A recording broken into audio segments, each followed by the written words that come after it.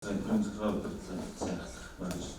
за байгууллагын үйл ажиллагаанд мэдээ. За яг тав ажлын хэсэг байгуулсан гэхээр комиссын гишүүнээр орсон харамжаар орсон хүмүүс бол нэг комисс ахалж байгаа. За хариуцж ингэж хангаж ажиллах.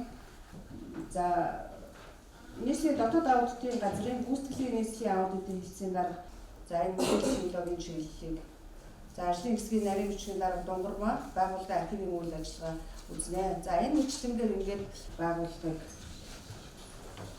дээр үсэг явуулнаа.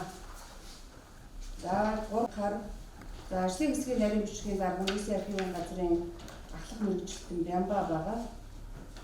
Ачуун тавцад өндөр газрын дотоод хяналт хариуцсан мэргэжилтэн Жамал Доржиг нэр урьсан байгаа. За Жамал Дорж маань бол дотоод хяналтын хэлцээний дарга Эрдэнэт халсан ажлын хэсэг байна.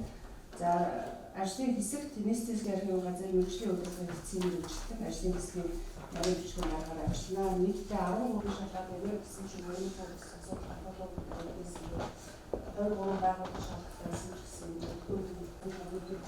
ингээд авсан байгаа. Энэ бас таатан анхаарал хандуулахыг хүсэж байна. За 8-9 өдөр усан одоо бэлтгэл хувийн авч үзэх бол 91.7 хүртэл байна.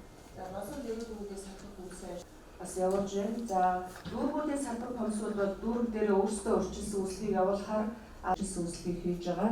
За энэ 817 байгууллага.